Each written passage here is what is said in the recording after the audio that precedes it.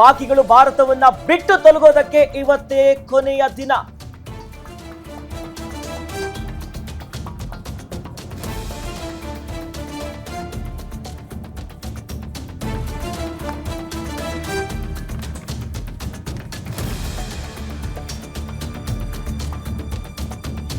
ನಮ್ಮ ದೇಶದ ಒಳಗಿರುವಂತಹ ಪಾಕಿಸ್ತಾನದ ಪ್ರಜೆಗಳು ಗಂಟು ಮೂಟೆಯನ್ನ ಕಟ್ಟಬೇಕು.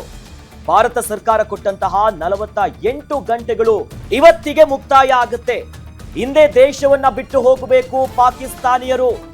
ಈಗಾಗಲೇ ಕೇಂದ್ರ ಸರ್ಕಾರಕ್ಕೆ ಮಾಹಿತಿಯನ್ನ ನೀಡಿದೆ ರಾಜ್ಯಗಳು.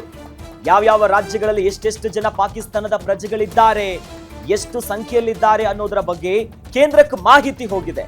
ಕೇಂದ್ರ ಸರ್ಕಾರದ ಸೂಚನೆಯನ್ನ ಪಾಲಿಸ್ತಿದ್ದಾರೆ ರಾಜ್ಯ ಸರ್ಕಾರಗಳು.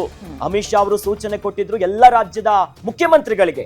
ಎಷ್ಟು ಜನ ಪಾಕಿಸ್ತಾನದ ಪ್ರಜೆಗಳು ಎಲ್ಲಾ ರಾಜ್ಯದಲ್ಲಿದ್ದಾರೆ, ಅವರ ಡೀಟೇಲ್ಸ್ ಕೊಡಿ, ಏನು ಎತ್ತ, ಅಧಿಕೃತವಾಗಿದ್ದಾರಾ, ವೀಸಾ ಇದೆಯಾ ಇಲ್ವಾ ಅನ್ನೋದಾಗಿ. ಹಾಗಾಗಿ 48 ಗಂಟೆಗಳ ಕಾಲ ಅವಕಾಶ ಇತ್ತು. ಈಗ ಇವತ್ತು ಡೆಡ್ ಲೈನ್, 48 ಗಂಟೆಗಳು ಇವತ್ತಿಗೆ ಮುಕ್ತಾಯ ಆಗ್ತಿದೆ.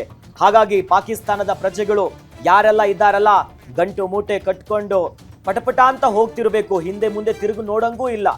ಅಂದ್ರೆ ಯಾವಾಗ ಉಗ್ರರ ದಾಳಿ ಆಯ್ತು ಅದರ ಬೆನ್ನಲ್ಲೇ ರಾಜತಾಂತ್ರಿಕವಾಗಿ ಸಮರವನ್ನ ಸಾರಿದ್ದು ಈ ಪರಿಯಾಗಿ. ಆ ನಿಟ್ಟಿನಲ್ಲಿ 14 ಬಗೆಯ ವಿವಿಧ ವೀಸಾಗಳನ್ನ ರದ್ದು ಮಾಡಲಾಗಿತ್ತು. ಅದರಲ್ಲಿ ಯಾವ್ಯಾವ ಅನೇಕ ವಿಚಾರಗಳಿಗೆ, ಒಂದಿಷ್ಟು ಜನ ಮದುವೆಯಾಗಿ ಬಂದಿದ್ರು, ಒಂದಿಷ್ಟು ಜನ ವೈದ್ಯಕೀಯ ವಿಚಾರಕ್ಕೆ ಬಂದಿದ್ರು, ಉನ್ನತ ಚಿಕಿತ್ಸೆಗೆ, ಉನ್ನತ ಶಿಕ್ಷಣಕ್ಕೆಲ್ಲ ಇಲ್ಲಿದ್ರು. ಈಗ 48 ಗಂಟೆಗಳಿಗೆ ಏನು ಅವಕಾಶ ಇತ್ತು, ಡೆಡ್ ಲೈನ್ ಇವತ್ತಿಗೆ ಮುಕ್ತಾಯ ಆಗತ್ತೆ. ಈಗ ಒಬ್ಬರಿಗೆ ಮಾತ್ರ ಉಳ್ಕೊಳಕ್ ಅವಕಾಶ, ಅದು ಅಂದ್ರೆ ಲಾಂಗ್ ಟರ್ಮ್ ವೀಸಾಗಳನ್ನ ತಗೊಂಡವ್ರಿಗೆ ಮಾತ್ರ ಅವಕಾಶ ಅಂತ ಇದ್ದಾರೆ. ಉಳಿದಂತೆ ಎಲ್ಲರೂ ಕೂಡ ಜಾಗ ಖಾಲಿ ಮಾಡ್ಬೇಕು ಅಂತ. ಅದ್ರಲ್ಲಿ ಕೆಲವೊಂದು ನಾನು ಬೆಳಗ್ಗೆ ಪೇಪರ್ ಅಲ್ಲಿ ಓದ್ಬೇಕಾದ್ರೆ ನೋಡಿದ್ವು ಅಖಿಲೇಶ್, ಏನಂದ್ರೆ ಅಲ್ಲಿನ ಅಲ್ಪಸಂಖ್ಯಾತರು ಅಂದ್ರೆ ಹಿಂದೂಗಳು ಪಾಪ ಅಲ್ಲಿ ಟಾರ್ಚರ್ ತಡ್ಕೊಳಕ್ ಆಗದೆ ಅಲ್ಲಿರೋದು ಎಲ್ಲನೂ ಮಾರಿ ಇಲ್ಲಿಗೆ ಬಂದಿದ್ದಾರೆ. ಬಂದಿದ್ 2 ದಿನಕ್ಕೆ ಇಲ್ಲಿ ಈ ರೀತಿ ಪರಿಸ್ಥಿತಿ ಇದೆ. ಅವ್ರಗಳಿಗೆ ಒಂಥರ ತಲೆ ಮೇಲೆ ಕೈ ಹೊತ್ಕೊಂಡು ಕೂರೋ ಪರಿಸ್ಥಿತಿ. ಬಟ್ ಏನು ಮಾಡಕ್ಕಾಗಲ್ಲ, ಯಾರೋ ಒಬ್ರು ಇಬ್ರು ನೋಡ್ಕೊಂಡು ಕೂರಕ್ಕಾಗಲ್ಲ. ಇದು ದೇಶದ ಭದ್ರತೆಯ ವಿಚಾರ.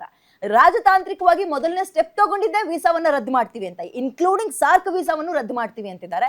ಸೊ ಎಷ್ಟು ಜನ ಖಾಲಿ ಆಗಿದ್ದಾರೆ, ಎಷ್ಟು ಜನ ಇವತ್ತು ಹೋಗ್ತಾರೆ, ಇದು ಕುತೂಹಲ ಮೂಡಿಸ್ತಾ ಇದೆ.